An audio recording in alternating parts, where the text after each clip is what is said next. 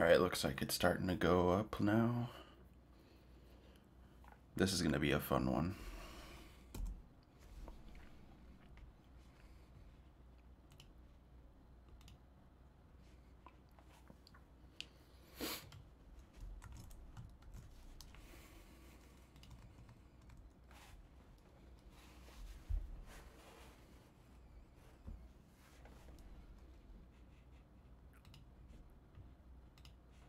It's working.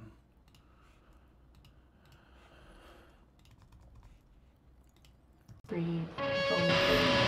We're a big Sypniewski! Be honest with yourself! Downboard! I'm taking myself to bed! In a downboard! So big! That's wrong. There we go. Breathe.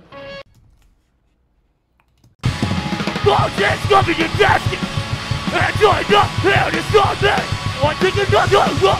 I'm asking you! My final resting place! Yeah, so there's no bass in this session. I don't really know why. Either something was up with the DI of the head they were using, or maybe it just wasn't even plugged in. I'm not even sure. I don't remember having an issue with bass when I mixed this live. This is from those same shows, The War of Ages. So obviously the bass lines were working that day because we had bass in the War of Ages session. Also, I moved the microphone and I put in a different cable and put the pop filter on, so I should sound a little better today. But yeah, we'll see how this sounds, just like no bass. Start with the drums. Oh, sorry. We'll break it down one by one, just one instrument at a time.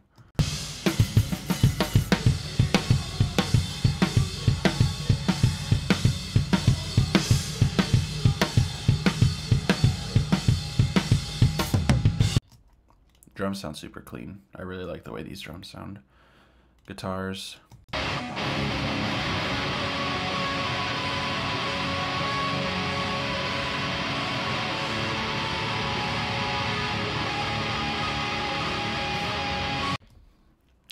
Yeah, this should be cool. Let me make sure the stream looks good on my phone. And then I'll start working on these instruments. Okay. Yeah, it's good. Do you find it easier to mix 6-string guitars over 8 strings? It depends on what they're using for an amp. Like an 8-string guitar through like a lower end tube amp usually sounds really muddy. If I had to choose, if I was mixing 8 strings, I would choose that it came either direct out of a digital amp, or at least the cab is like dialed in to not be too overly bearing with low end. Obviously I've mixed a lot of deathcore on my channel and they don't really always have digital amps. So my first choice would be direct out of a Kemper or of an Axe-Fx. Then it would just be a nice sounding tone. But I do sometimes have some issues with 8-string, like with just a 57 on a cab, it can get a little muddy sometimes.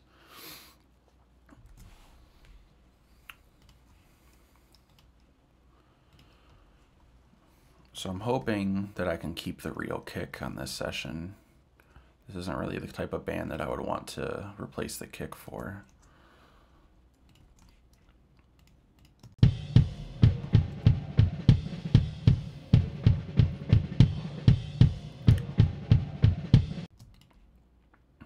Yeah, this shouldn't be too bad.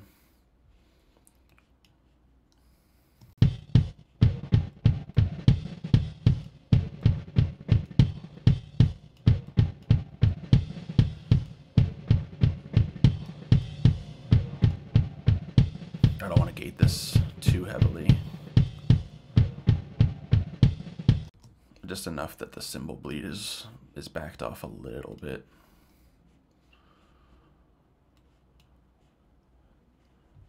But yeah, Rando, yeah, obviously a 6-string could still have a really bad tone. It's, you know, there's good 8 strings, there's good 6 strings, there's bad of both as well. It just depends on how good people are at dialing in their tones and making sure that their amp tone matches the style of music they're playing for. Like if you're gonna riff heavily on an 8-string, you better have a lot of mids, because those notes are gonna be really hard to pull through if you don't have any.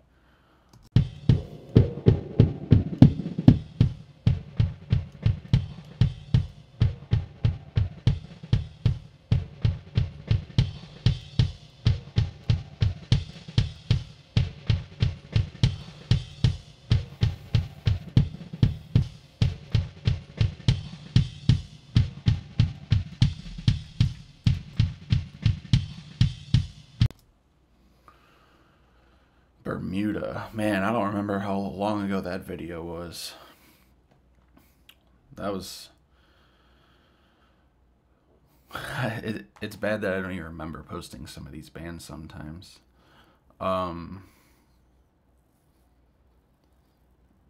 don't remember. I assume that was probably a mic'd up situation.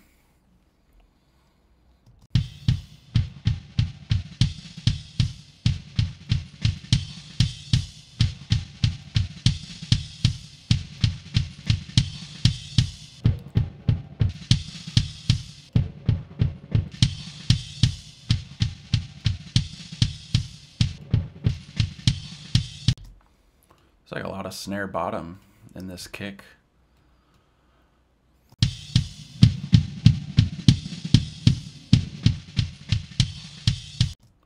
I feel like that might be clipping. I'm gonna back off on these masters.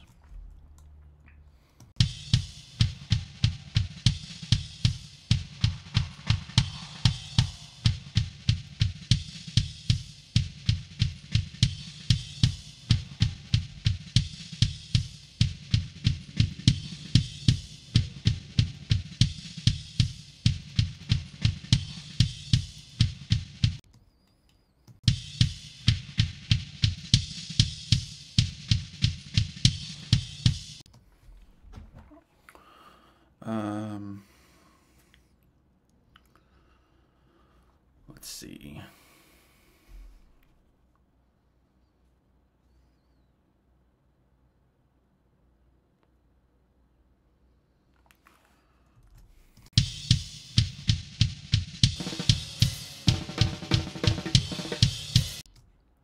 Might sound a little too snappy. I'm not sure.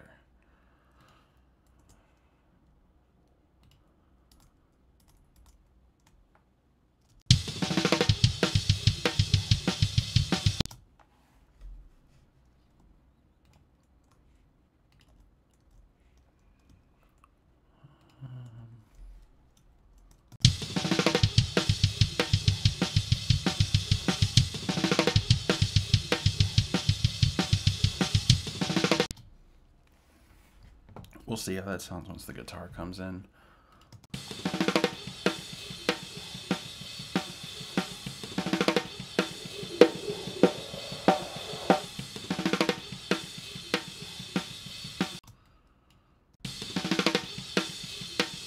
Rando, how long ago was that video? Bermuda. I don't even remember anymore.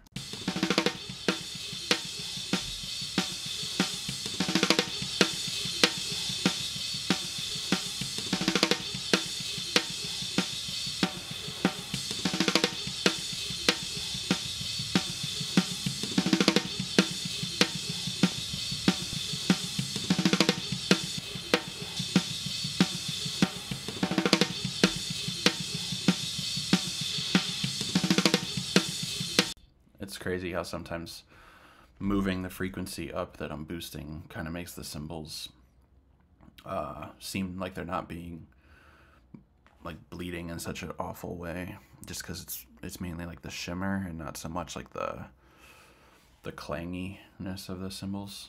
Like just moving that from 8 to 10 made it a lot less tinny sounding.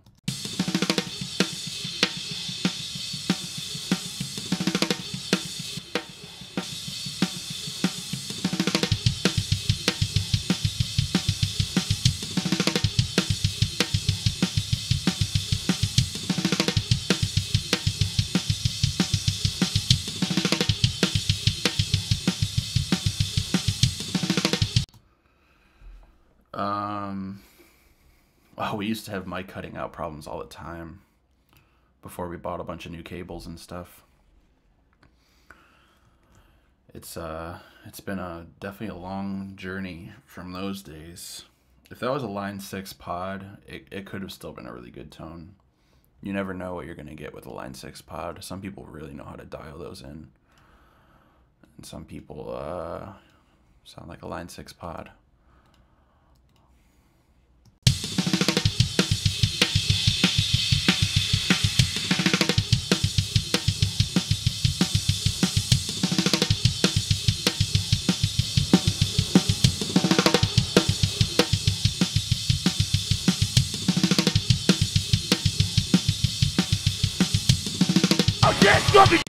I'm gonna mute those vocals. Yeah, I can't have the click be that, like the kick be that clicky. There's no bass.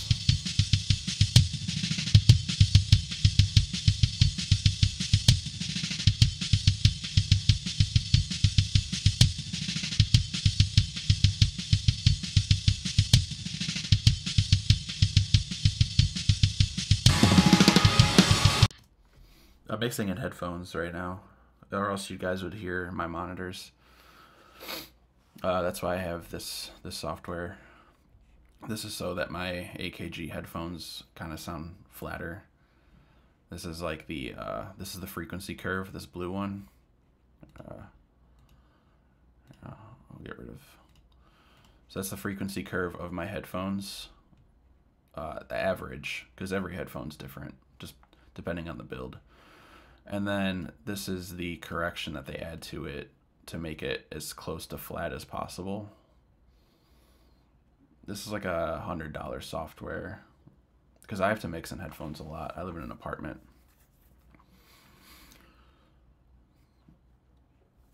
And that's also why my master output is separate from the master output for the live stream.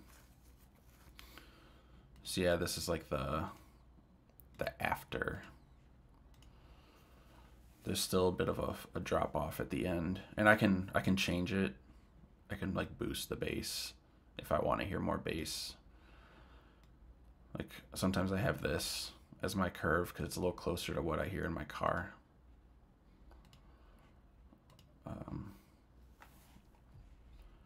Yeah, it sounds different in my headphones than it would if you were to put the same headphones in right now because I'm using that software. Sorry.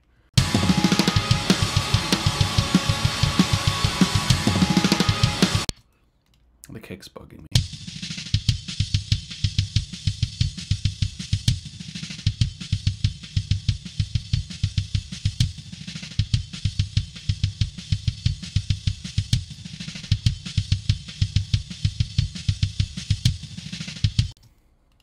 Like it sounds weak. I could use a transient designer or whatever those things are called. Transex.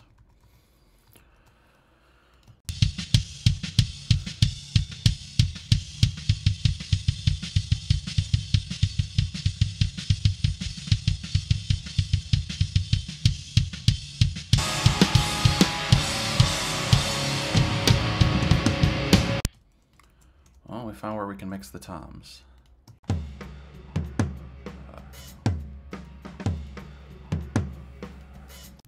I might capture a sample of these toms. That's why I always record the sound check. I can capture samples of them.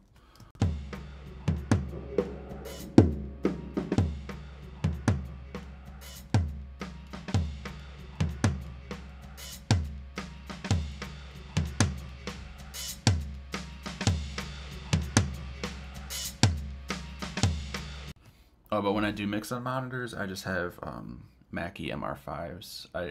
I used to have bigger 8-inch monitors, but when I stopped working in studios and only started working from home, I downsized my monitors because like this room's not even treated that well.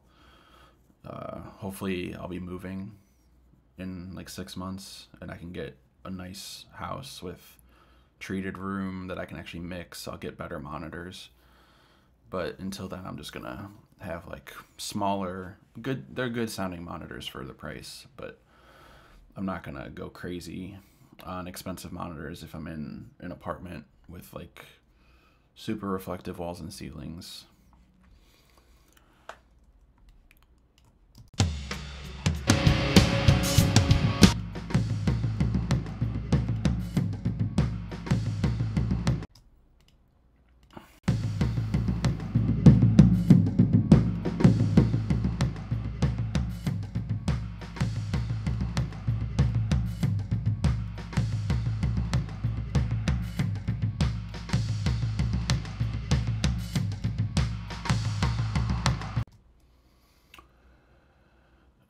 Yeah, Daniel, I don't know if it was a glitch or if I just messed up.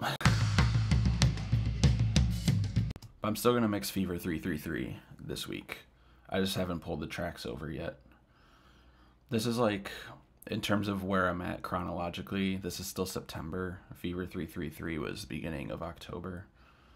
So I'm trying to catch up. I'll probably be doing a lot of streams over the next 2 weeks. Or pretty much all month, because things are slowing down at the foundry.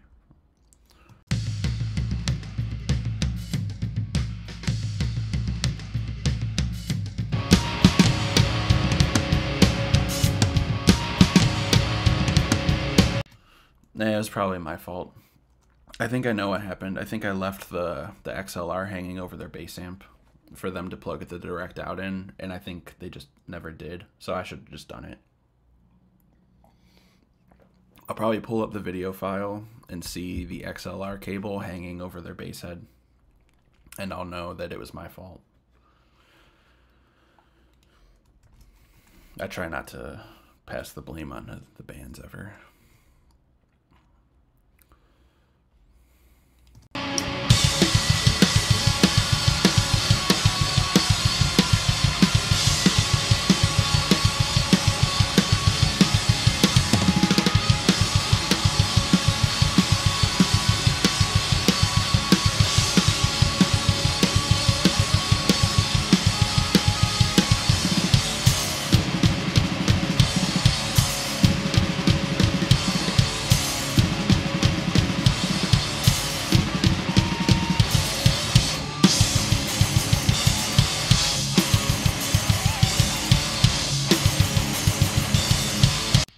You know what, let's try one of those transient designer things on the kick. I don't really use it that often.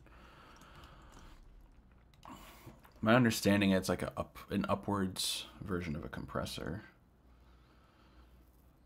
If Amir ever plays our venue, it's gonna be pretty crazy. Oh man, you're listening to the stream in the car?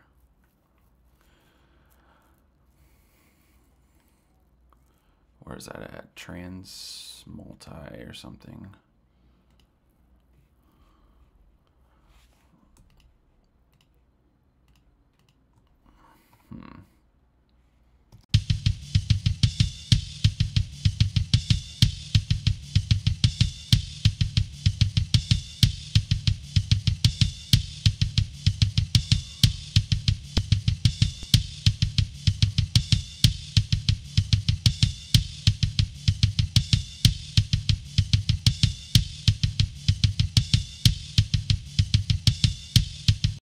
Wait, what does negative sensitivity do?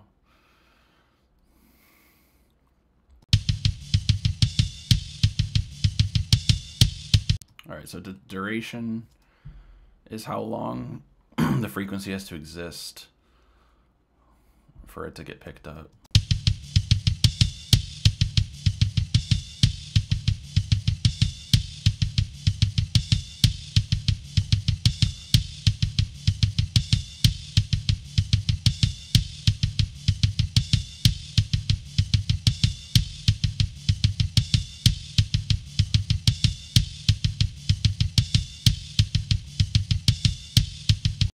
It needs to kick hard because there's no bass. I'm gonna be relying on this for a lot of my sub.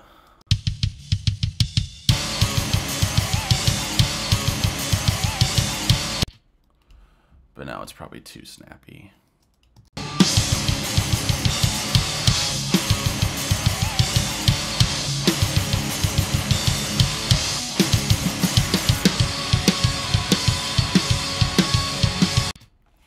I like that. The this plugin kind of helped make the weaker kicks, the softer hitting kicks, kind of hit a little harder. Yeah, it doesn't go downwards though. Negative sensitivity must be for like really powerful transients, like a bass guitar or something like that. I can only imagine that there's points where the plugin reacts to everything, and you have to set it to negative sensitivity so it doesn't react at all. I don't know. We're gonna learn. We're gonna learn things when I stream, I guess.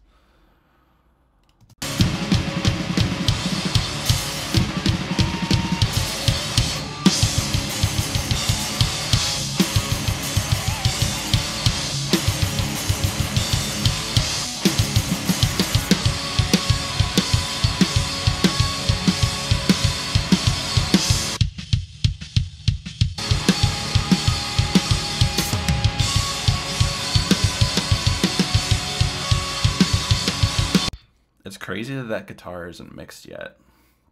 That's like a really nice starting point for a tone, especially because I know I've already mixed this band for my channel once before, so I kind of know what it's supposed to sound like when it's done. It's nice to have that work.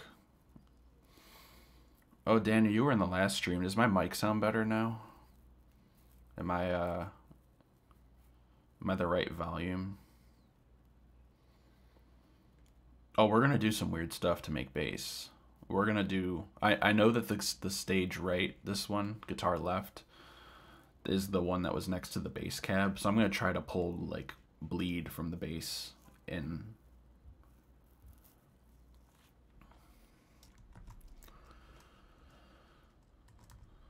Whoa! Don't click that button.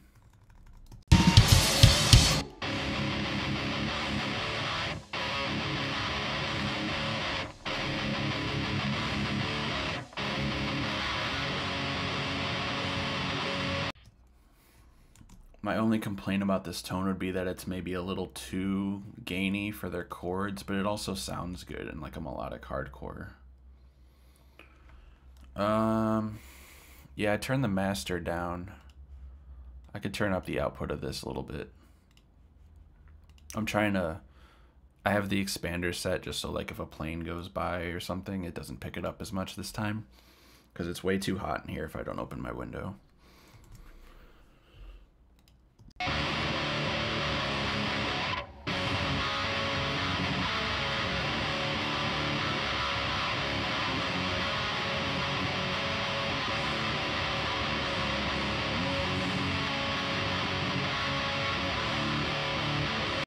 So I'm kind of thinking this guitar on the left is the rhythm guitar.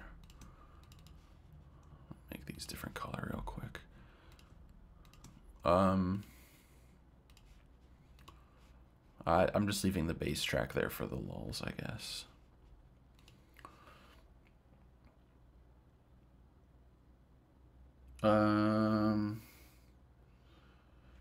Yeah, I think you're right. It probably is that. I try to check it before I start the stream to see like what the volume difference is. I know that when I start it, the band is going to sound quieter, and as the mix come together, the music's going to keep getting louder. So I'll just try to keep up with it. But yeah, I'm guessing this guitar on the right is mainly leads.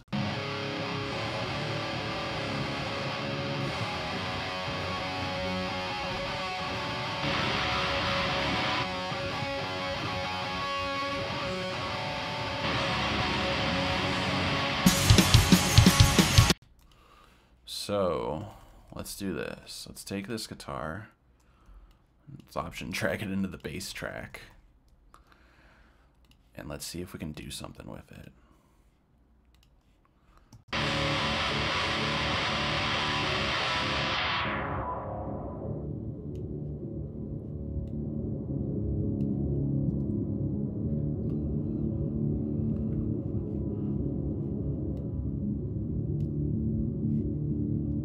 Obviously, we're not trying to create bass. We're just trying to create a nice solid low end that fills out the mix. This low air plugin does some cool stuff.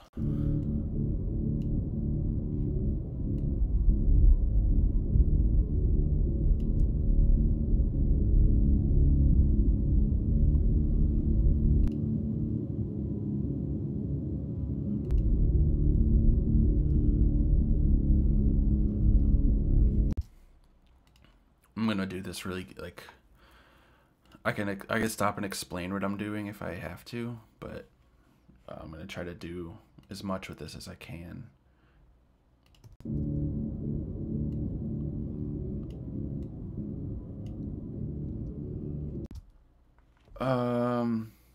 Yeah, I should do it more often. It's weird. There's actually like a lot of bands that if you put a mic in front of their cab, they're like, "Why are you doing that?" Um, it would take a lot of extra channels and DI boxes that we don't have to get like a DI of the guitar. Because when I mix it, I don't want to do a reamp and stuff. Like, if a band like this has effects and stuff on certain leads, it's gonna be hard for me to recreate that when it's time to reamp. So I definitely always want to mic the guitar and just mix the guitar straight up how it sounded live. With bass, maybe I should go more with like having a DI and a mic. That way situations like this don't happen. But like, there's always been limitations when it comes to stuff like that. We don't really have a great bass mic. We have a good kick mic and that's about it. So I'm hoping maybe we'll get a better kick mic, and then maybe my kick mic can become my bass mic, because we have a D112. And I would definitely love to have like a D6 or something instead. And I can put the D112 on the bass. But it would be cool in the future to definitely have like a Sans amp signal or direct out of the head, and then also the mic. I've definitely done a few videos where the bass was mic'd. And I think when I do that Fever 333, it's gonna be a lot of mics, like a lot more channels. I think the most channels I've mixed for a video is like 24 or something like that. But usually it's just like 12 or 13 channels like this. Not this is really small. This is 11.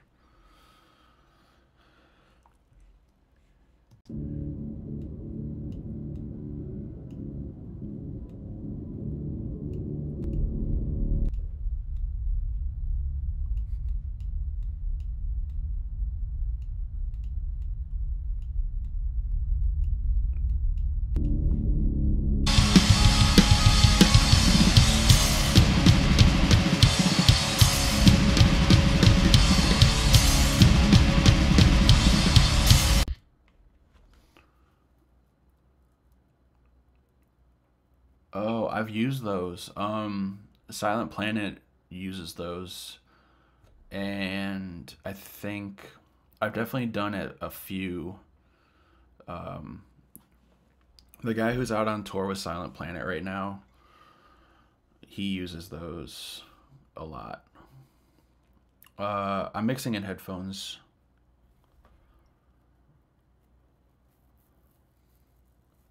I'm mixing in headphones with calibration correction software.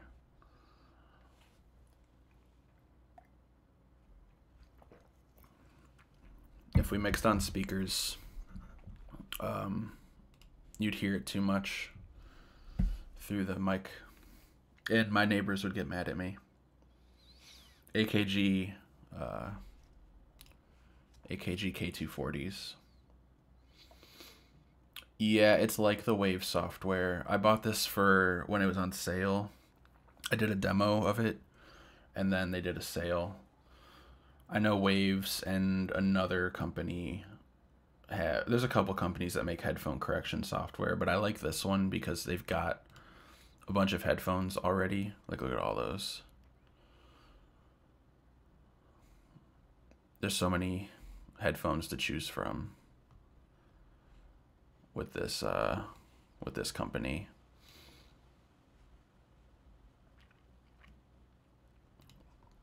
Did I see Beats? You can even use Beats, and they have correction for Beats. That's crazy.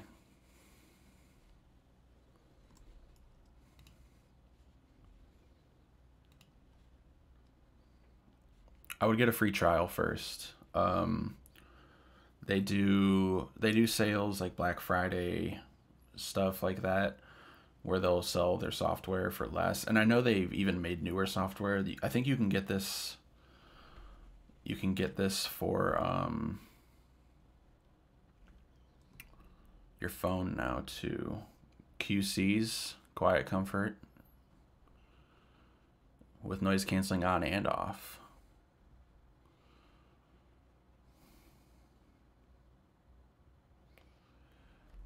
It's cool too because this company even sells headphones that are pre-calibrated so that when you get it, you'll get the exact calibration for the pair of headphones you bought. So instead of being like big curves like this, it'll be like a bunch of tiny curves. This is just like an average of all K240s that are ever sold. Maybe I'll eventually make a video just about this software, because as you can see up here, there is monitor correction too. So you can use it for both monitors and headphones. But I'm pretty sure that if I selected the monitor one right now, it would ask me to plug in an analyzer microphone. I don't think they have presets for the monitors. I'm not sure. Let's see. If I went to Mackie.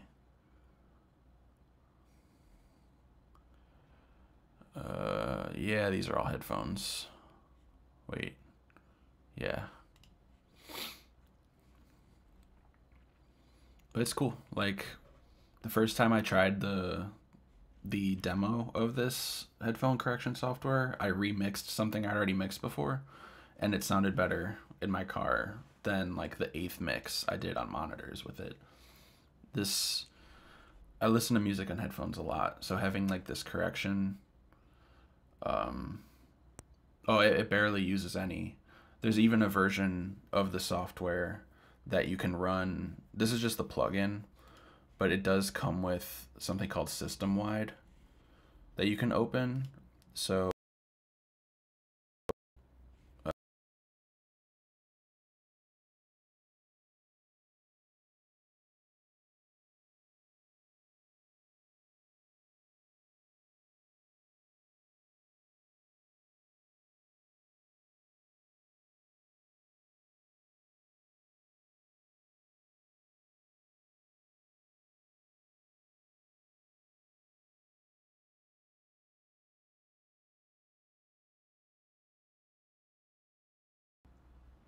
all right, sorry. I shouldn't have clicked that. That was a bad idea. But it does come with software. It does come with software that you can put on your whole computer's output.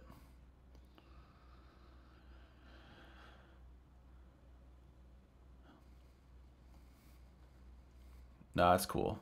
I shouldn't have clicked it. I had my mouse over it and then like I instinctually clicked it.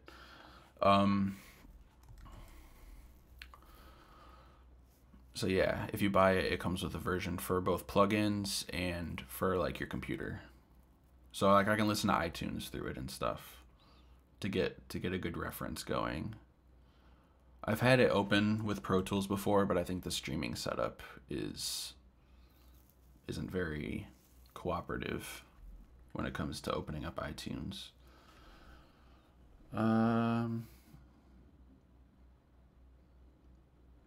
Yeah. I'm on a really old version of Mac. I'm on 10.9. I can't upgrade. I'll have to buy new Pro Tools and I'll lose all the plugins I bought and stuff. Like, I'll have to buy a bunch of new stuff.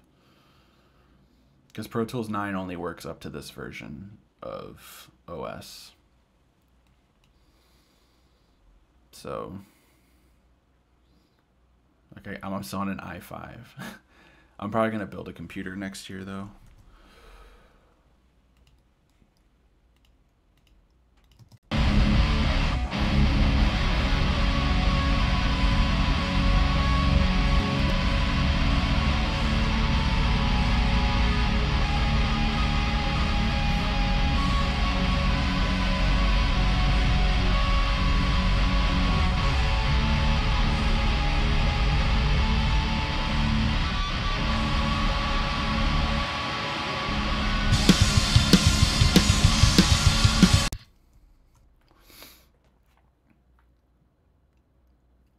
Oh man. I mean, my laptop that that I'm running YouTube on right now is from 2008. But I changed everything inside of it, but it's still an old computer. Let's find a song with more chord work.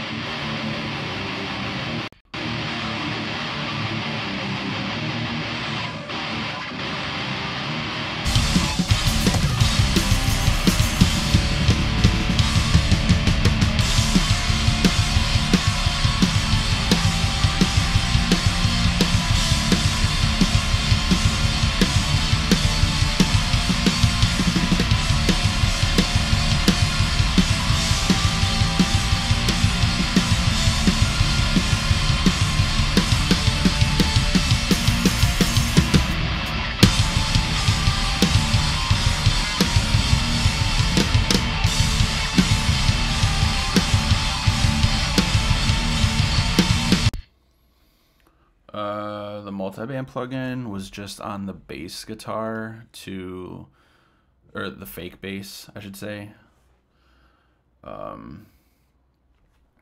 Just to keep it staying around the same volume, no matter what note's being hit. Because it's a guitar, I'm trying to like make it equal like a bass.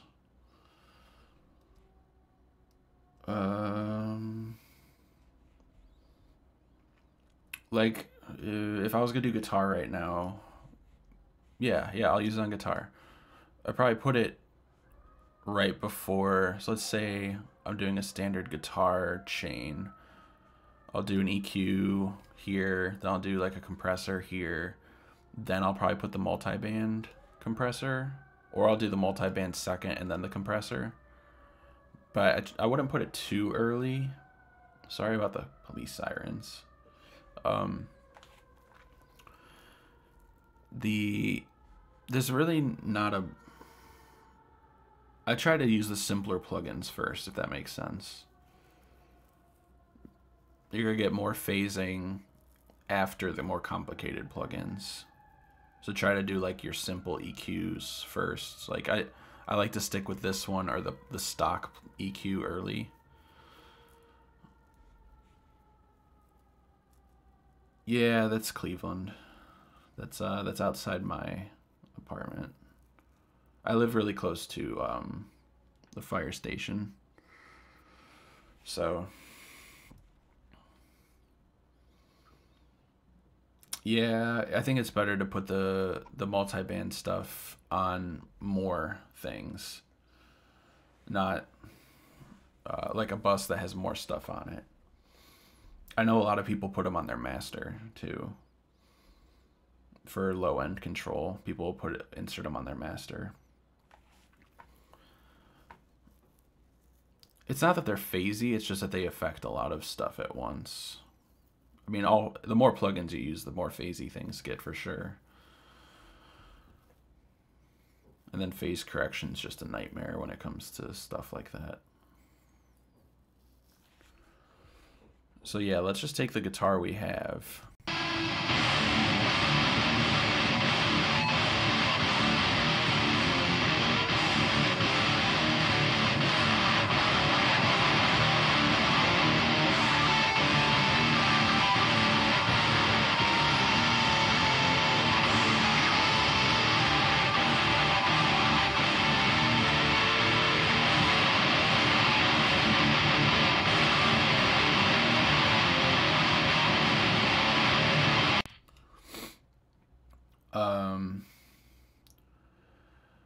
Besides, no, I don't have a headphone amplifier. I'd probably benefit greatly from having one. I'm literally plugging my headphones straight into the headphone port of my Mac right now, because that's how I have this streaming set up, so that I have, like, I can do this. It doesn't affect you guys. I love stock plugins. The more stock plugins I can use, the better, honestly, because they don't really do a lot of delay. Not much delay. And I don't know, they're simple. If it's an EQ, it's an EQ. I know there's some warmer sounding EQs, some more digital sounding EQs, but if I just want to do like some tiny correction, why would I open an expensive plugin?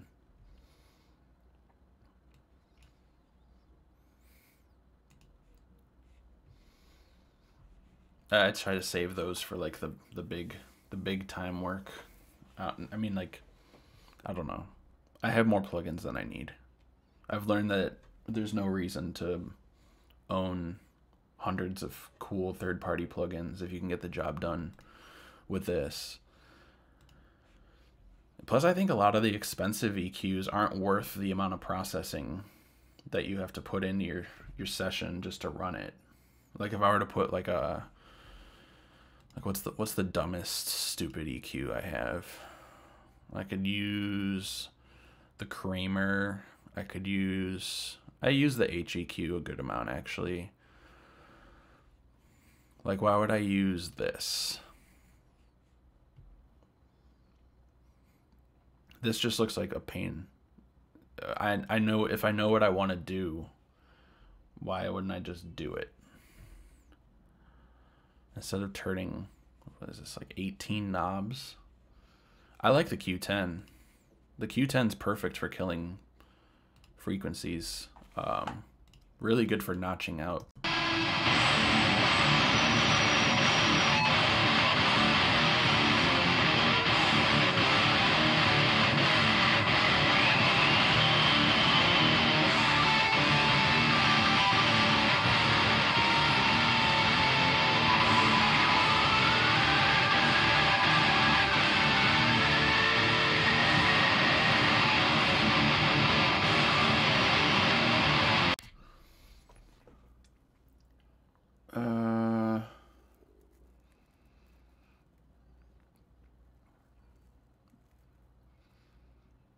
It colors a lot if you use it too much, for sure. It could also make your signal sound super digital, super fast. If you get too, if you go over the top with this plugin, it can kill it really fast because of the type of EQ that it is. Let me close my window. People are being really loud.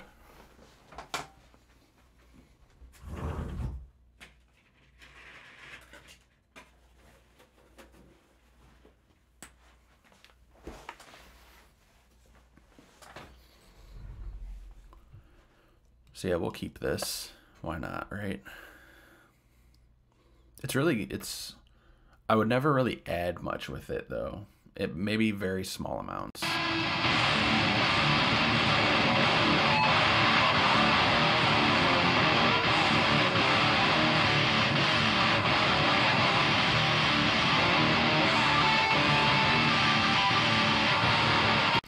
So when I use it like this, it makes it sound less digital. It's just, I had to go really wide band.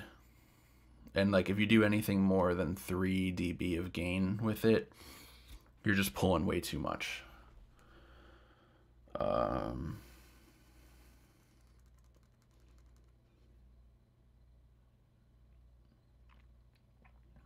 Yeah, I mean, you get a certain amount of experience with certain EQs, like how all my drums are on the SSL channel. I like how it sounds on drums. And like guitars, I'm more likely to go to the standard Pro Tools EQ and the Q10. With bass, standard EQ, even if it wasn't this weird like fake bass that we're doing.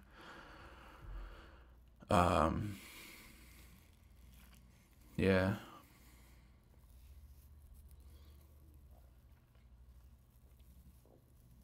SSL channels are the probably the best plugin Waves makes in terms of something that doesn't cost you thousands of dollars.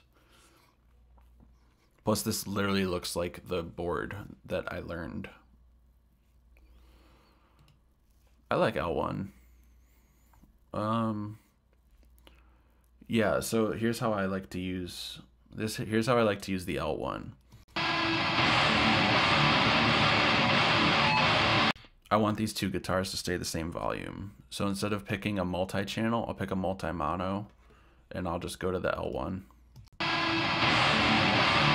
The left channel's louder, so I'm going to start with the right.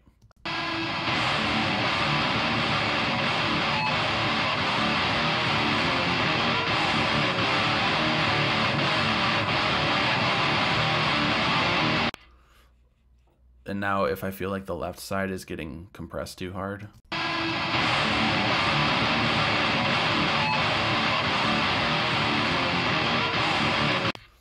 but pretty much I like using the multi-mono L1 to keep my stereo guitars balanced with each other. So now there's no way that the left or right can be louder than one another.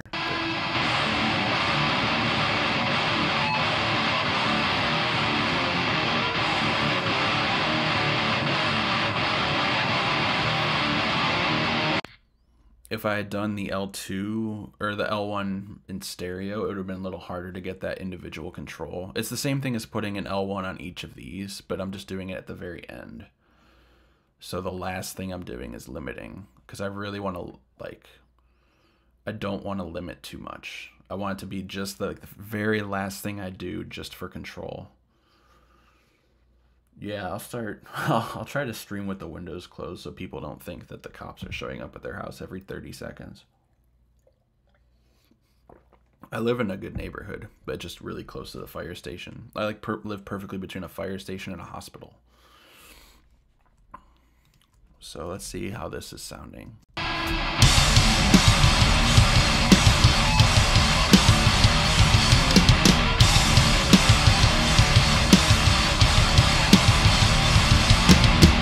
And without the fake bass.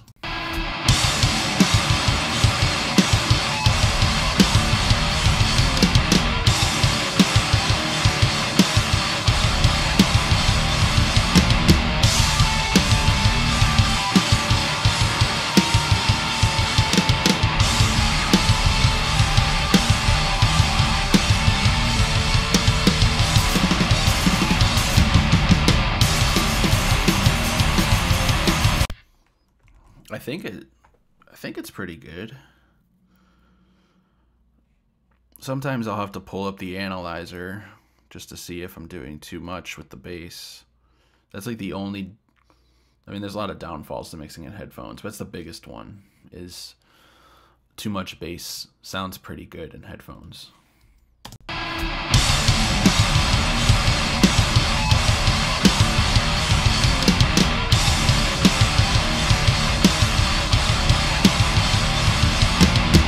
Just not getting enough 250.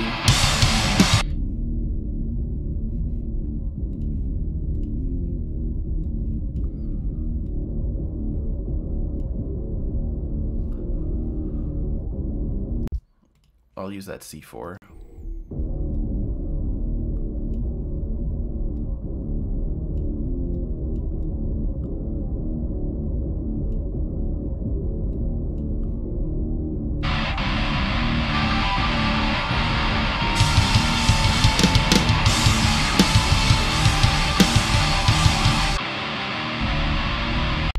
That sounds weird.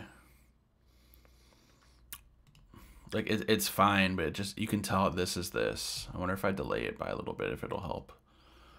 How would I beef up the guitars a little more? I've already beefed them up quite a bit by just adding low mid.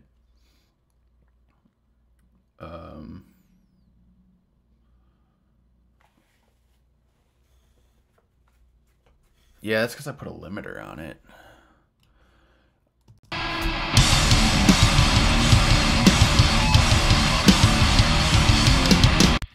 I need to offset it a little bit though, because I can hear it in my left. I can hear that this and this are the same.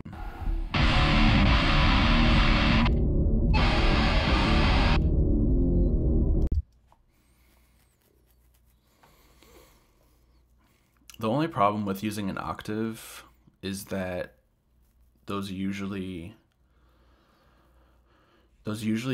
insert a lot of delay. Maybe that's a good thing though. I did say I should offset it a little bit. What's a good sub octaver?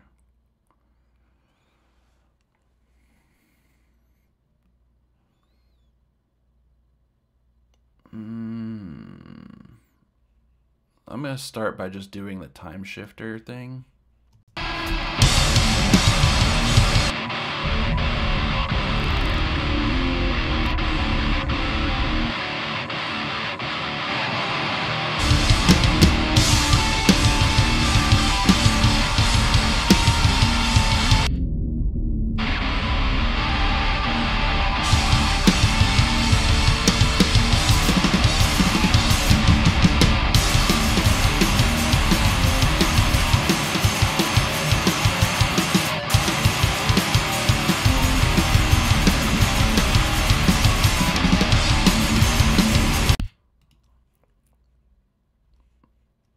I prefer the slap delay.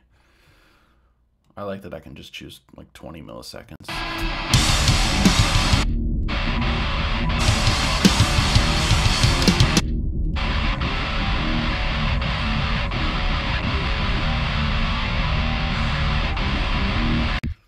It kind of separates a little bit more.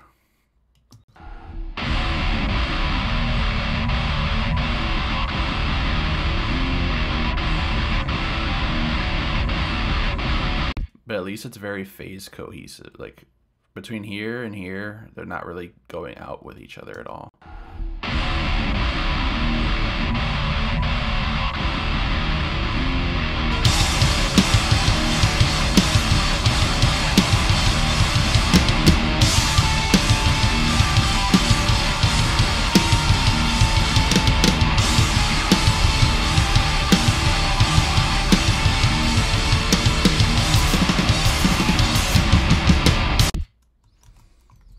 This might be a case where I actually put verb on all the shells.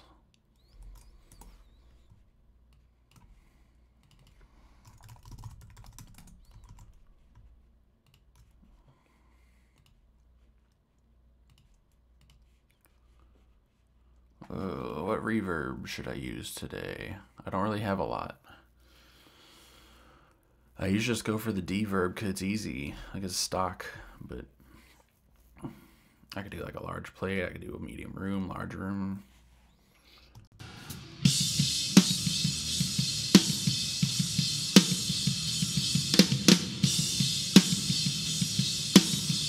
I never have room mics. I don't really, the true verb's okay. It's like something weird about it that just, it never seems like it's worth opening to me. I used to use it on snares a lot, and then I realized that the reason I like it so much is because it has this this direct signal thing. So I liked it because it was making my real snare louder. We could try it. We could do all of them.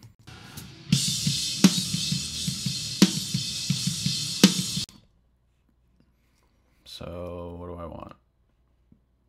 Big drum room, big decay.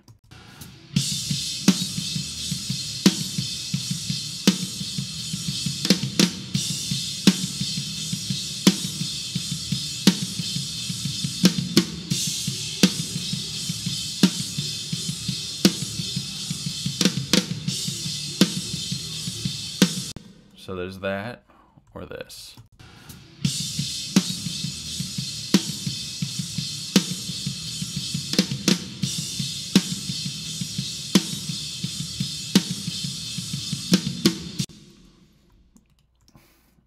R verb. Yeah, I mean, those are the three I use. I could probably delete these IR ones because like pod farm. But yeah, let's use pod farm. Medium Hall? I always mess with it. I just pick a preset to start with.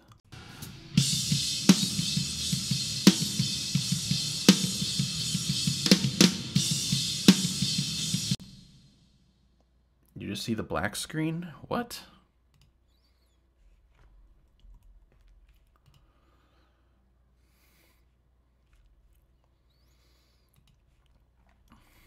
That's weird.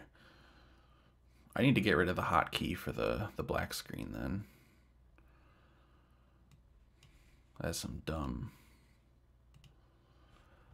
Thank you for telling me, because this preview on YouTube is garbage. It shows the beginning of my stream and that's it. Rverb.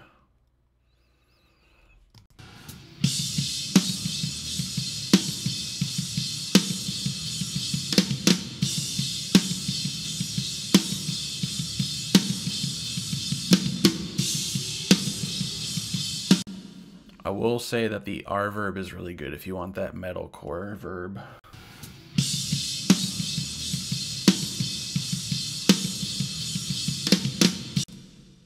So that's Rverb, is Dverb.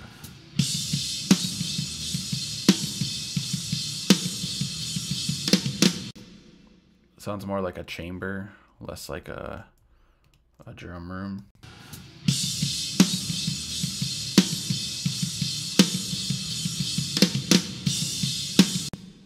Bricasti reverb IR.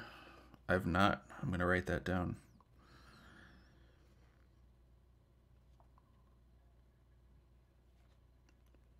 Is that how you spell it?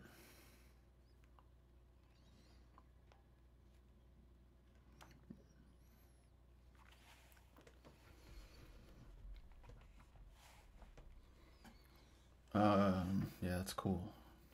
I'll look it up. I'm sure if it's spelled weird or something that Google will lead me in the right direction. Should we use the pod farm just for fun?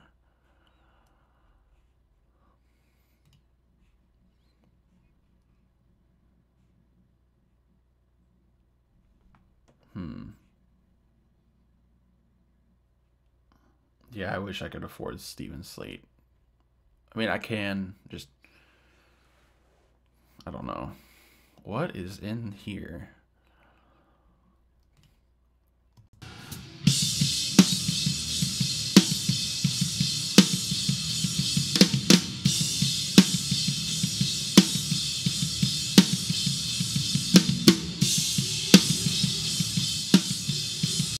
This sounds like it's doing nothing.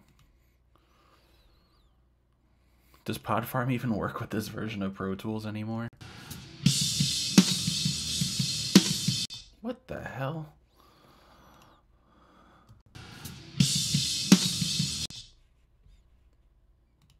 How do I drag this into the trash?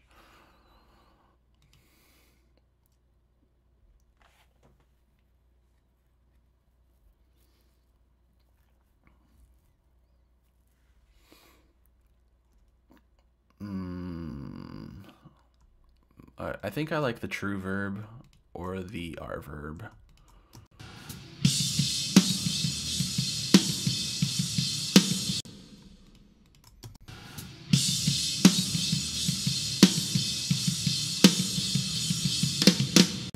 No, that was just straight up the reverb plugin. There was no gates in that.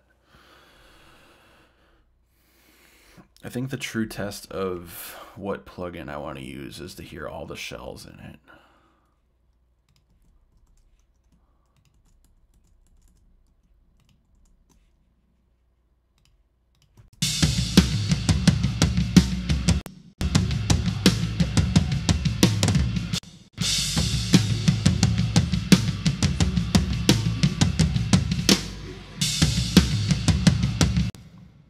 I don't have H verb. I have H delay. But I don't have H verb.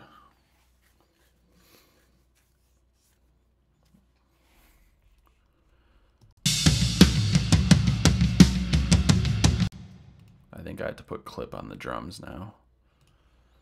We all knew I was going to eventually.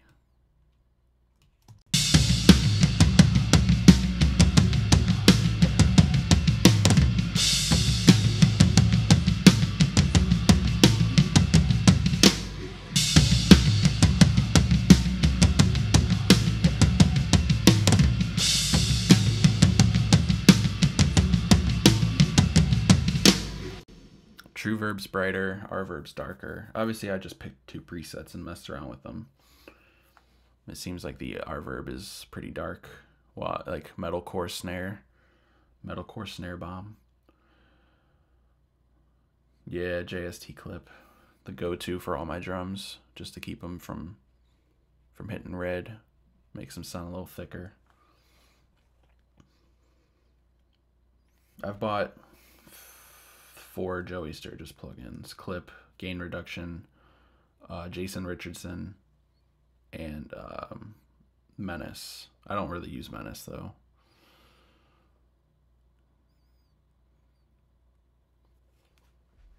I honestly don't even really use the Jason Richardson one that much either. I have them. I had to buy them for a mix project, like 2 different mix projects. One, like Menace, was what they tracked with, so that's what they wanted.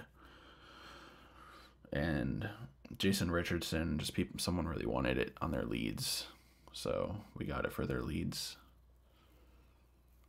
But Clip and Gain Reduction, like, I needed those. Those are amazing plugins. I can never get away with using Gain Reduction in a live version of vocals, because it'll just pull in a bunch of bleed, but it's gonna, I mean, it helps a lot.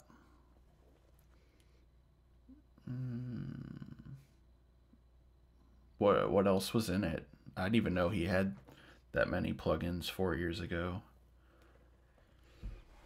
I thought he just had Clip, Gain Reduction back then, and like 2 tone forges. Oh, Drum Forge. I forgot about Drum Forge. Let's use the true verb.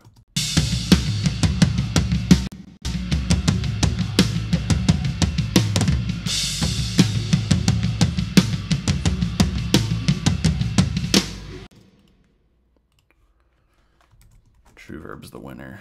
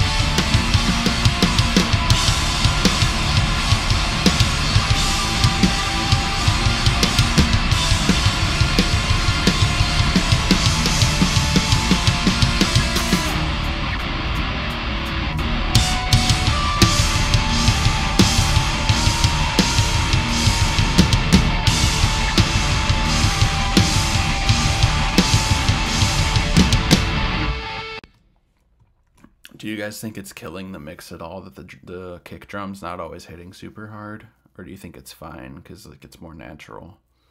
Because I do have the option of pulling a sample from Soundcheck and layering it underneath.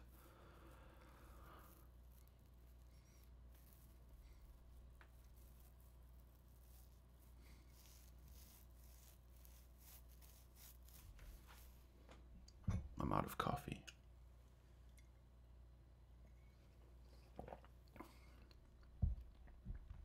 I wouldn't replace this all with the sample. I would just layer it underneath, though it looks weird. I have to like bypass everything if I want to pull it out.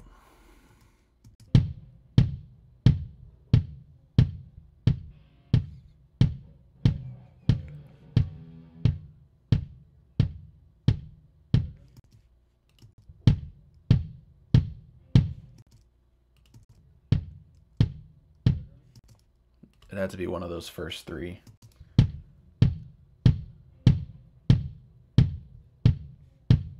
Or this one.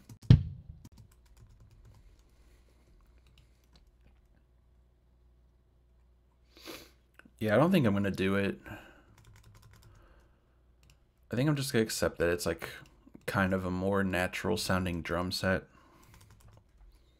What we lack in the kick, we make up for with those toms, because those toms sound sick.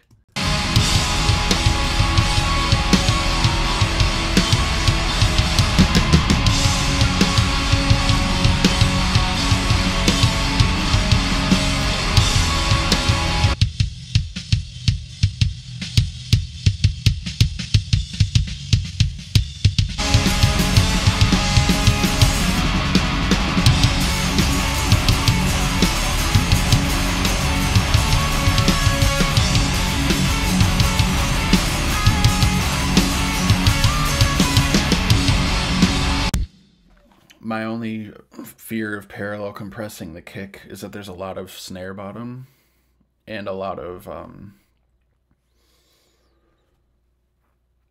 cymbal bleed that's going to get picked up.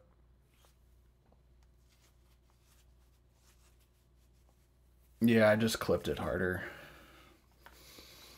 I hit the Joey Sturgis clip harder because it's just going to make everything equal volume pretty much. It won't be so insane. If I parallel compress, I mean, would sound insane. Because even with my light gating, and I don't want to gate too hard because there's a lot of dynamics.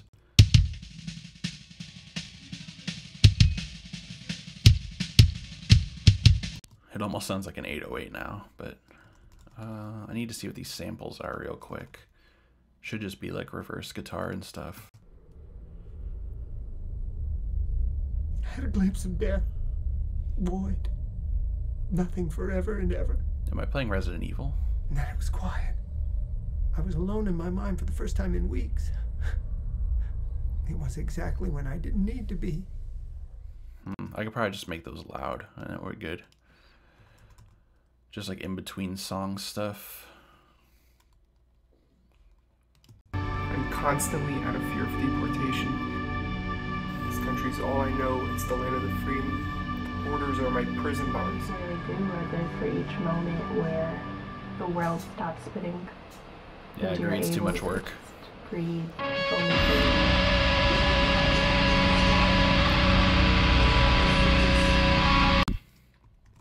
All right, these vocals are loud. Like,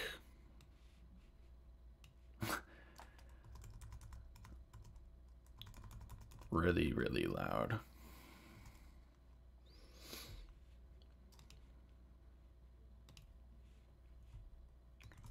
I'm gonna leave the kick how it is. It would have to be a second track with the sample, and then I'd probably compress it super hard because it'd be like parallel compression but with a clean sample. That's pretty much what I was gonna do. I'd be just gonna do parallel compression but with a sample. Seems like a lot of work just for a slightly better sounding kick.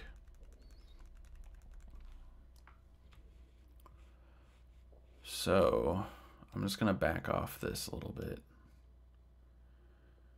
Albums or demos I've recorded myself. Nothing that sounds as good as my YouTube videos. I don't get a lot of practice with studio stuff anymore. Like, I mix bands all the time, but it's like the band I was in, I recorded all our own music. I'm gonna re-release our album now that like I'm a lot better at mixing. I mixed it like 3 years ago. I'm gonna remix it and re-release it, and when that happens, I'll let you guys know. But until then, I'm probably not gonna advertise stuff I've recorded. If you find my Facebook, you'll see stuff I've done, but I don't think my studio work is as good as my live work. I know that's not good self-advertising because like I'd love to get more work studio-wise, but I just think that I have a better feel for this stuff.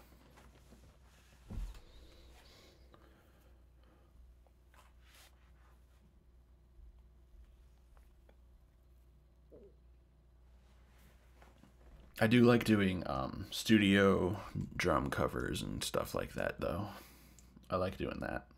I don't know what it is when it comes to me working with bands in the studio. It's like, I think I overthink it or something. I might just like do too much work for no reason. And that's originally what I wanted to do too. I wanted to just be a studio guy. I wasn't really interested in doing live. But look where I ended up. We're a band called Ghostkey! Be honest with yourself! Downpour! I'm taking myself a grave in a downpour! You still bend down on your neck, but the whole cell fills with rain! Long hands cover your casket, and you're not here to stop me, so I take another walk.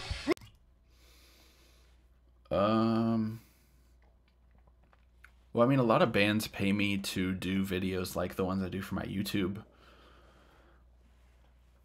It'd be cool to do a live album. I mean, I know with more practice, I'll get better at studio stuff. I used to do it full time. Like, I had a studio, that's what I did. I pretty much slept there every day. I just did studio stuff. And then when I started doing live sound, that became what I did every day. And I found myself having less and less time to go record bands. Like, I'm mixing a few bands right now. I'm about to start an album with a band too. But it's just like, I don't know. I have a very raw style of mixing when it comes to bands, and everybody wants really overproduced stuff now. And I find myself struggling to compromise with the modern overproduced sound. I think when I mix bands, I tend to get a little too raw with it, and that's sometimes it's just really hard for me to compare myself to other engineers. At least when I do this, I don't have to compare myself to anybody, because it's just me mixing stuff that I've already mixed before, and I'm doing it for enjoyment. I'm doing it for YouTube, not doing it for money. It's just, I don't know. It's just a weird thing, I guess. I always thought I'd be a lot better at studio stuff.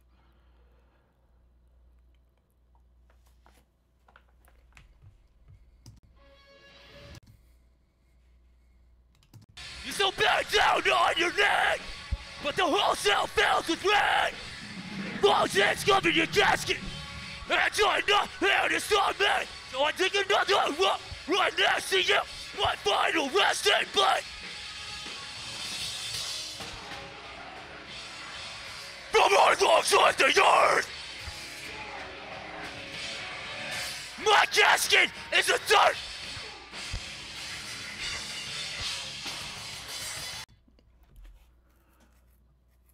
I play drums mainly. I play bass. I've played bass in 2 bands, but my main thing is drums. I've been playing drums for 11 years. I've only been playing bass for like 4.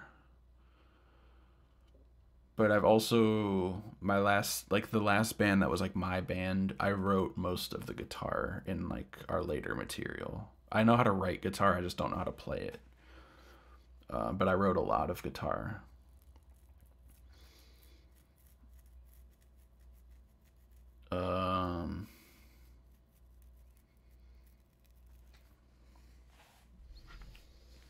I could put my old bands in the chat if you want.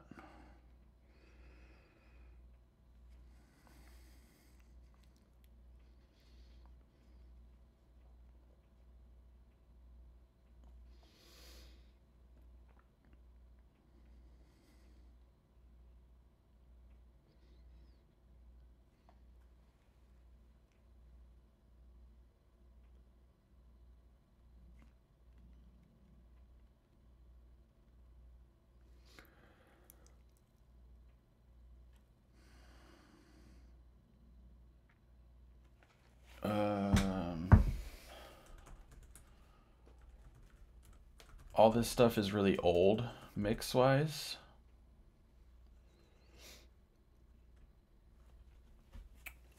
The so the single would be the last thing we did as a band. Um,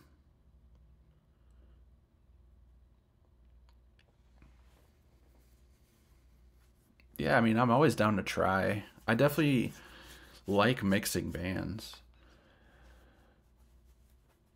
But yeah, if you go to that Bandcamp, we did a full length album that I'm remixing, and then the single where I did like a lot of the backing vocals on, but I did all the drums live on the album. Like I recorded myself. Yeah, it's a thing, whatever. But yeah, if you want, oh, we had a graphic designer in the band. We were like DIY everything. I did all the recording and mixing, and then my guitarist was the graphic designer.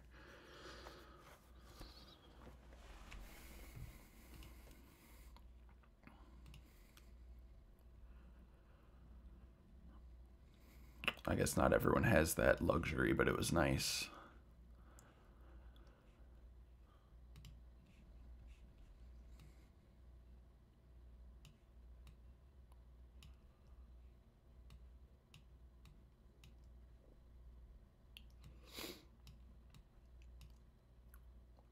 If you're listening to the album just for musical content, you should enjoy it. But I don't think the mix was that great.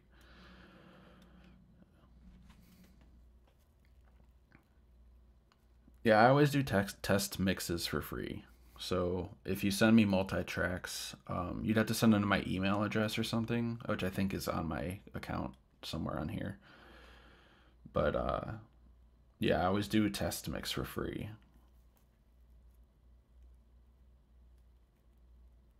If you like it, yeah, if you're listening for musical content, you'll enjoy it. I just don't think the mix is that good. But that's because I mixed it, and I think it was like super overly bassy or something. And the clean vocals, we shouldn't have done clean vocals. That's like the one thing that when I remix this album, I'm overlaying all the clean vocals. Because on the single we did, I did backing screaming, and I think it was a better choice.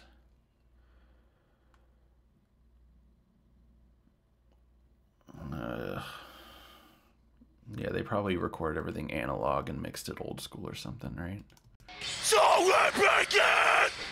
You saw it flash, also the person I feel lit! You must wait for your day, instead of being there for me! I understand what's happening, I'm a longer work, your precious time, really to forget your station, and it's just the way it is! You don't have to make the message, you just let! I'll put my email in the chat. It's fine. I'm gonna put a limiter on these vocals. It's just hard to. I can't compress it like 4 times.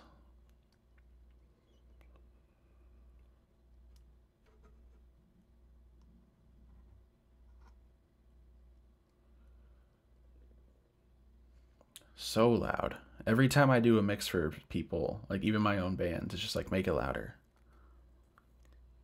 Loud, loud, loud, loud. So we're breaking! You saw it flash, also the person I feel lit! You must wait for your day, instead of being there for me! I understand what's happening, I'm a longer work, your precious time, really to forget your station, and it's just the way it is! You don't have to make the message. Nah, I've never used Vocal Rider. And I did hear the Guitar Hero version of Death Magnetic when they took all the mastering off. Will there be a These Streets live video one day? I actually have a video of These Streets. I never uploaded it though. They bought it from me.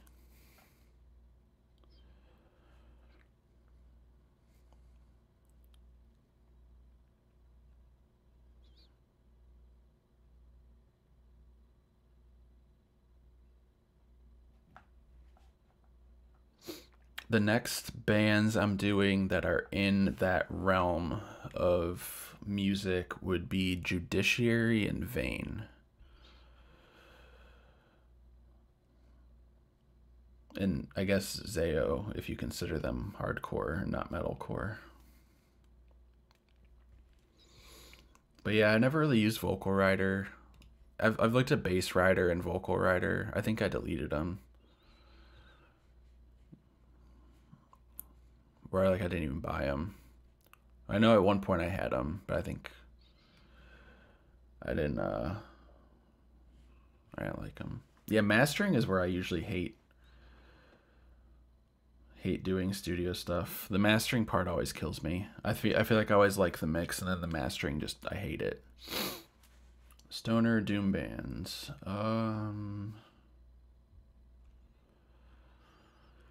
I think we had some, and I didn't record it. There's only like 15 more shows this year.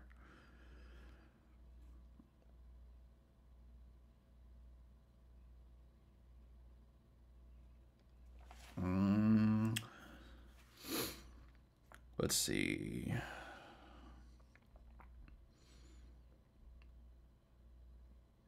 No, doesn't look like it.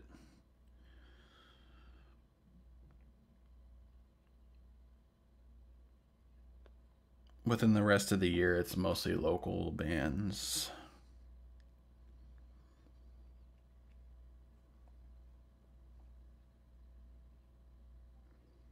Oh wait, there's a lot more holds now for shows.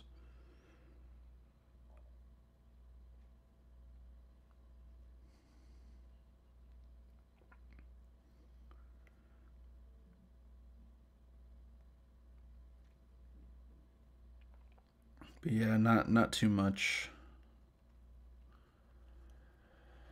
Favorite band I've done live work for, like videos for my YouTube channel. Is that what you mean? Or do you mean mixing them in the venue?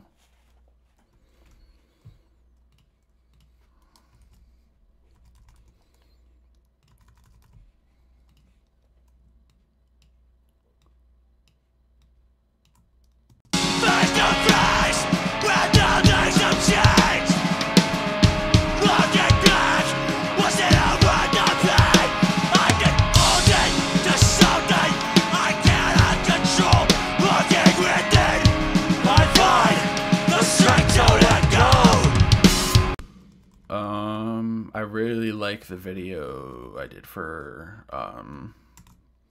you know what, in general, Plot New is like one of my favorite bands to work with, both for video and live. Silent Planet, I usually don't do their sound, but I like doing their videos. Every time they come through, they have this guy named Sam who does their sound. He's an awesome dude.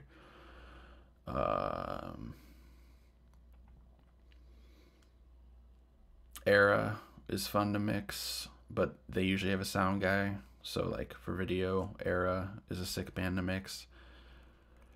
As far as bands to work with, I mean, they're all pretty sick, honestly. Like all the bands that I've posted videos of, they're all super easy to work with. Mixing Ice Nine Kills instead of like them having a sound guy, that was pretty fun, because they have a lot of cool stuff to mix in their tracks. Like they have a lot of tracks to mix. So when I got to do Ice Nine Kills because they didn't have a sound guy with them, that was a cool show for me, just because it's a very well produced live band. Mixing Knocked Loose live is obviously fun as hell because it's Knocked Loose and they're just like super good at what they're doing. I've gotten to mix Knocked Loose 3 times.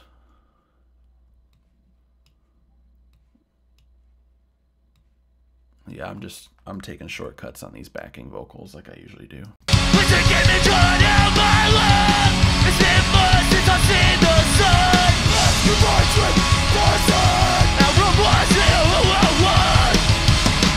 Running from myself, but that will never change.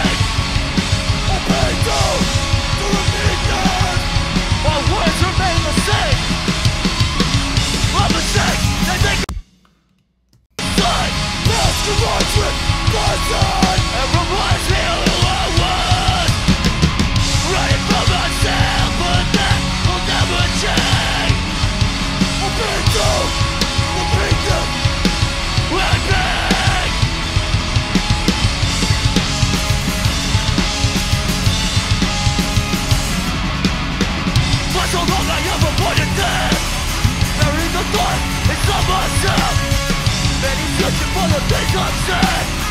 All the wrong thing in the right way. Chasing a new perspective. Now I know what it's like to lose. Leave my old world in the winter. No fulfillment. No more stars to throw. Oh, that's a bass part. That sucks. Damn. I mean, you can hear it. It's just not really there. Is it kind of in the guitar? It's no more stars to throw. Can't rewrite my past. This is my hell. Gold Gravesend. Cut out my fucking tongue. Gold Gravesend. When my days open. Dude, Ghost Key is a sick band. Oh, another band I really liked working with was Vanna, but they're not around anymore. Vanna was sick. Awesome dudes. Super cool to work with. Super cool to do their videos for. Super fun to mix live. One of the first bands I ever mixed that was like, man, you're like one of our favorite sound guys. Like, that was cool. Super good band. Vanna was a sick band. I think this is done, other than mastering, obviously. I think this is good. There's no bass. There's no bass at all in this session. No mic, no DI. This is just a copy of the guitar with some shit done to it. That's why I decided to stream this. I was going to mix this one offline, but I'm like, you know what? Maybe people want to see what it's like when I have to deal with something that's messed up. Seemed like an interesting situation to put with YouTube. Plus, I knew it wasn't going to be that long of a stream because there's really no tracks to mix, and it's...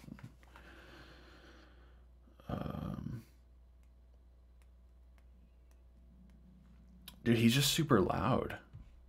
Like, I know for a fact that I turned him down. Like, the mic pre. I know that I turned it down. He's just super loud.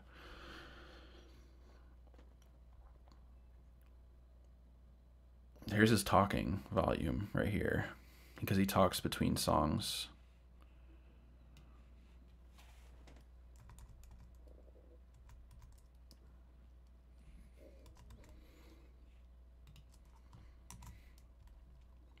Yeah, I think we're pretty much done here.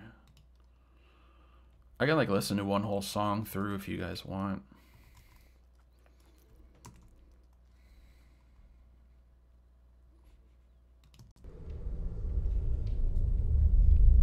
I had a glimpse of death. Void. Nothing forever and ever. And then it was quiet. I was alone in my mind for the first time in weeks. Even when I didn't It was need exactly to be. when I didn't need to be. Looking back for answers to my secrets. Hoping to be blinded by the truth. I am damned, walking through the present. I am damned and alone because God forgot me. Damn!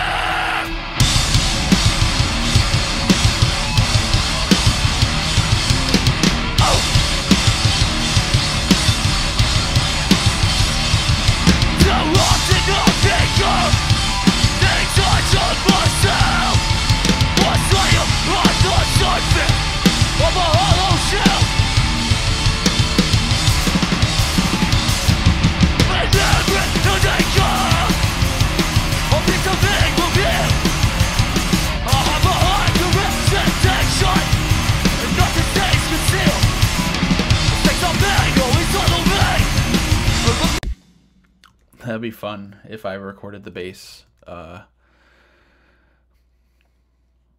that's... let's see. No fulfillment.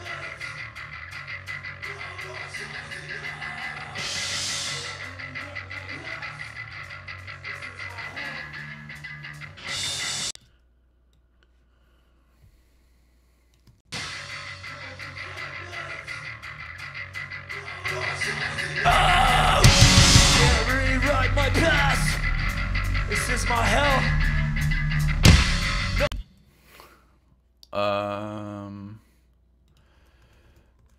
Let's see, right here to right there.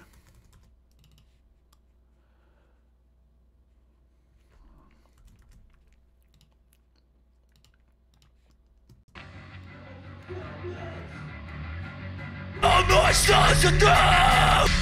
No fulfillment. Low end wise, I'm cutting the guitars at 79. And then, yeah, that's it. But you gotta remember, like an SM57 on a guitar cab isn't gonna really pick up much bass.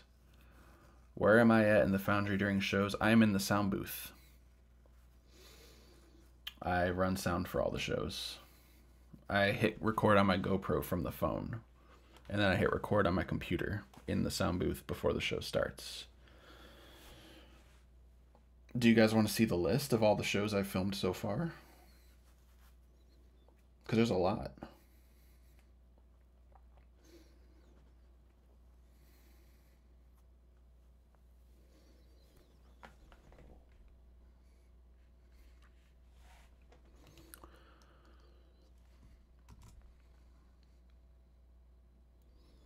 Yeah, they didn't really have a lot of low end to start. They're very mid.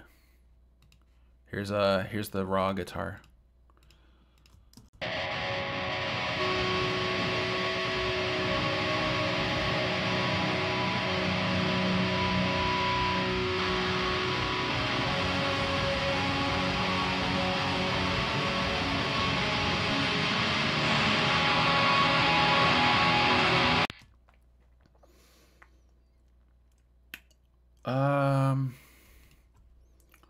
Nathan, I'll definitely be there. There's one local band on that show, so I'll definitely be running sound for the local band, and then I'll probably just be doing lights during Memphis Mayfire and Ice Nine Kills.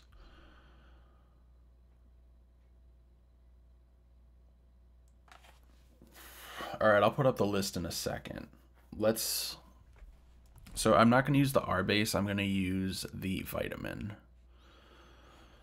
I love Vitamin. If you know this.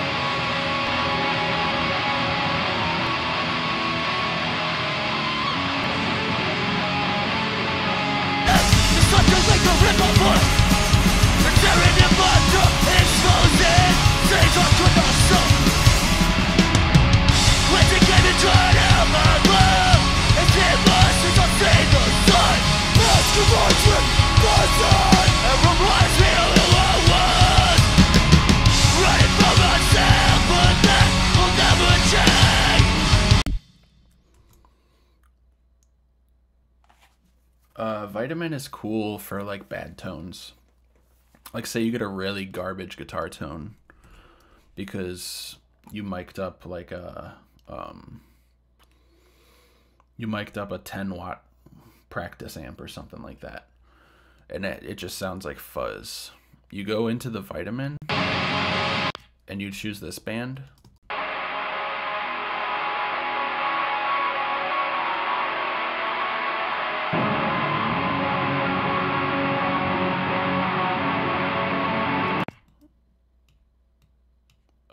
It really helps pull out the the presence and the tone that you're lacking. Yo, thank you, Nathan, for stopping in. I'll see you at the Memphis show, but I'm sure I'll catch you in a stream before that.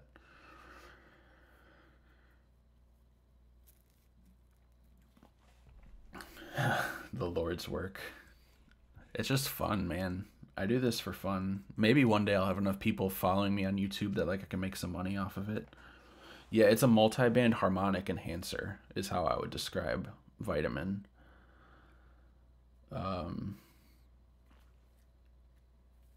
Yeah, because if you were to start messing with E over here, you'd just get all this fuzz.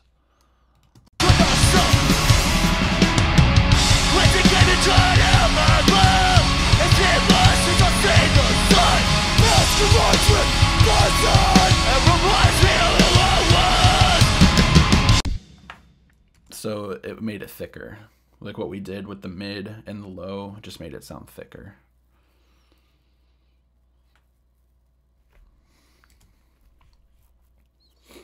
It's kind of like our bass. You just have a little bit more control. And it looks like you can just see.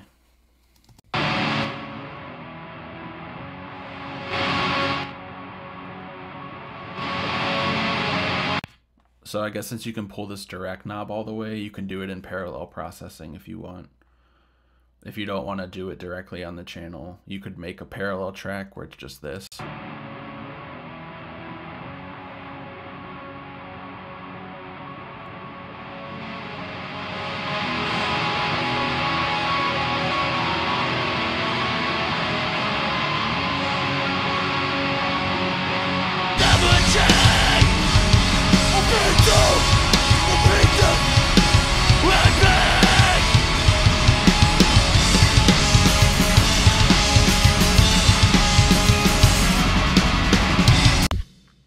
See, the thing about the R bass is I never liked it as much as I like this.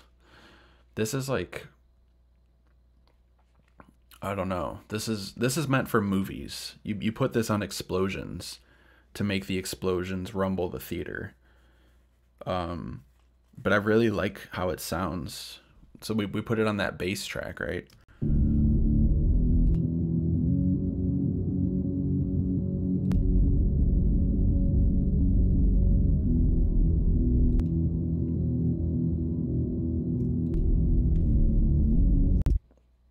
I never really understood max bass and R bass as well as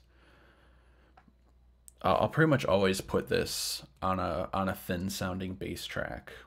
And what's cool about it is when you look at the frequencies it messes with.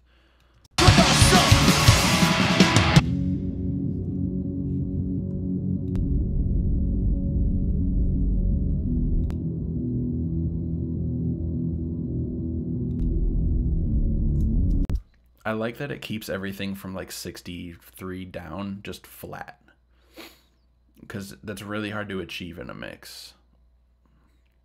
There's like a lot of people who program a sub bass that matches their bass, and that kind of just does it for me. Give air around drums, broom mics. What do you mean by that? Like make the drum mic sound like bigger? Less compressed sounding?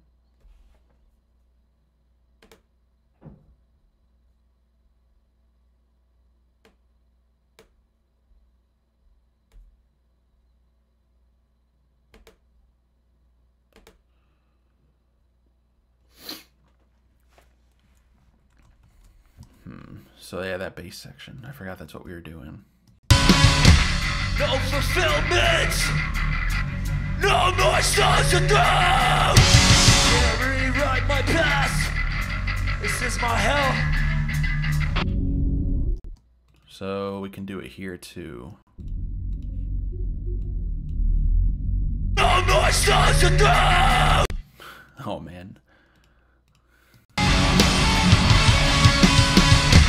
No fulfillment, no more stars to go. Can't rewrite my past. So we do it here too. Tab to transient is an amazing button, by the way.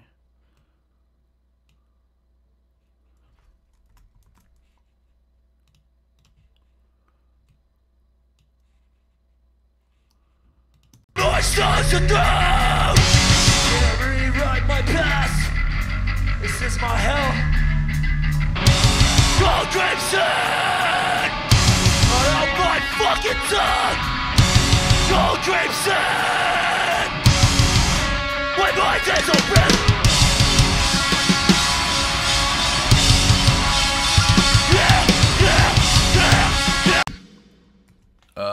JJ plugins? No.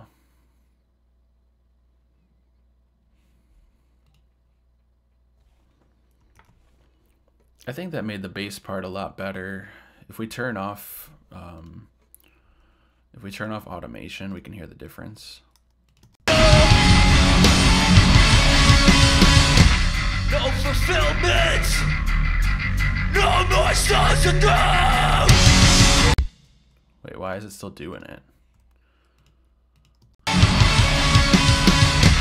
No fulfillment. Oh, I see. I was on the volume already.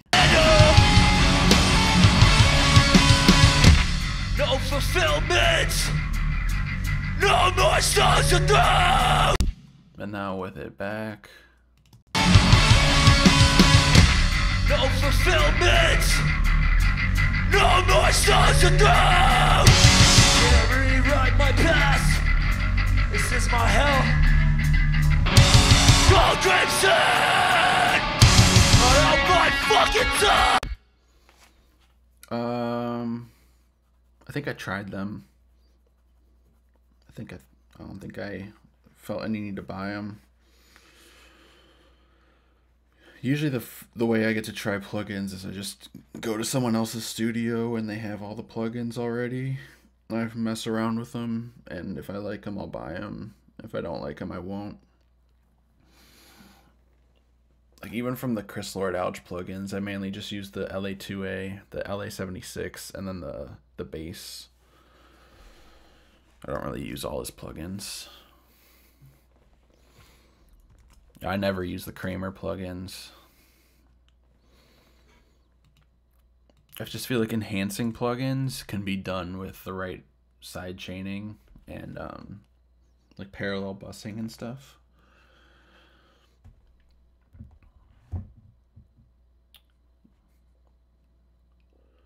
So, since we fixed the bass part, I think I'm done with this session. I'm just gonna probably call it there. I can do another stream tomorrow if you want. Oh yeah, the list. Alright, so we don't need that. Don't need that. I already used that. That's for the free vocal doubler plugin that Isotope has. So yeah, all these right here are videos that I've recorded. This stuff up here is like bands have paid me or didn't pay me in some cases. So yeah, this is the list.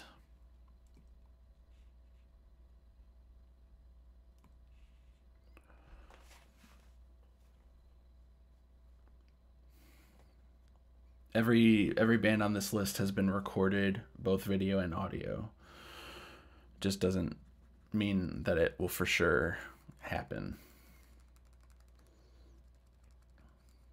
I just write down anything that did get done.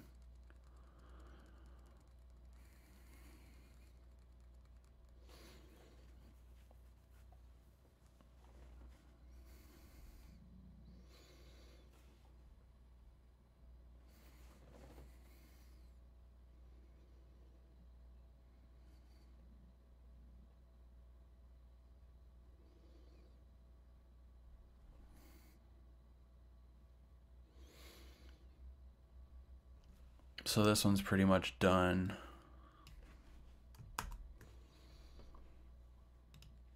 I'll probably do one of these two next.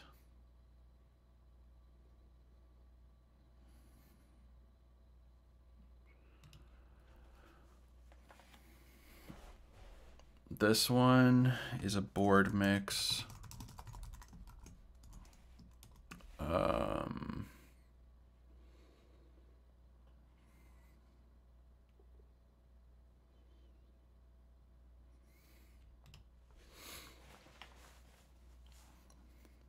I should just do For the Fallen Dreams tomorrow, huh? It's been months. It's been 3 months. I should just come online tomorrow and mix it and just do it. Because I've been waiting for like a yes or a no, and I feel like at this point I'll just do it.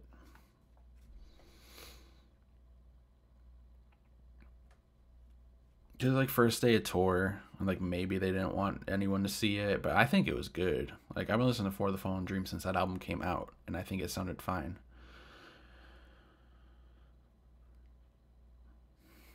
I don't even mind doing 2 mixes in one day.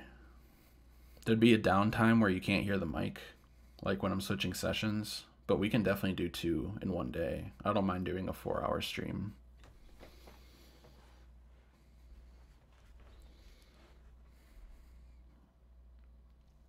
But yeah, maybe we'll do this one, and then this one, and then this one.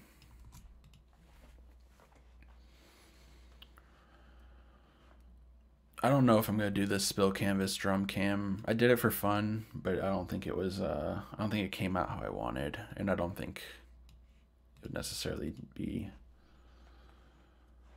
Yeah, I know. I don't think. I'm also unsure about the sworn in one because new vocalist. That's all I'm gonna say.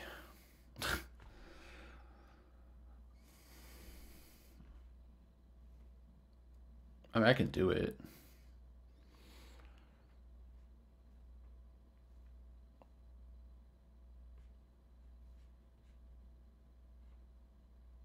This one's kind of a board mix.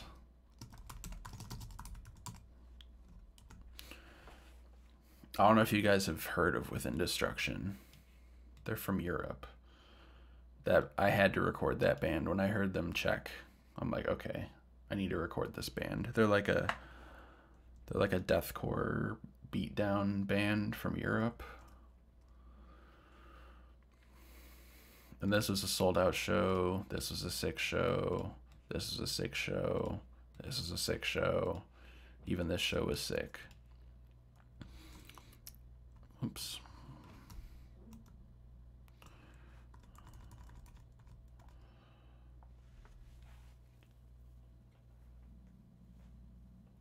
Beatdown deathcore is what my channel likes, isn't it?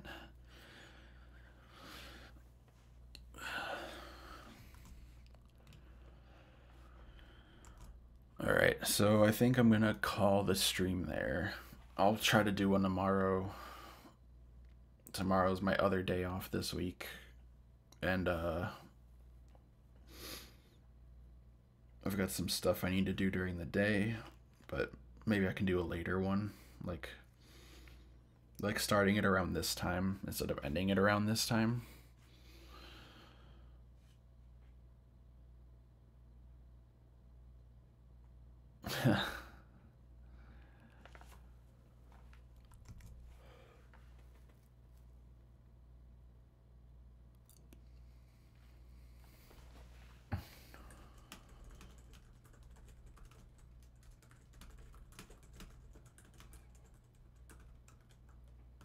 Cool. I'm gonna end the stream now. Thanks for tuning in. I'm gonna upload this full set tonight. I just gotta do some mastering to it and then it'll be done. So I guess I'll catch you guys tomorrow.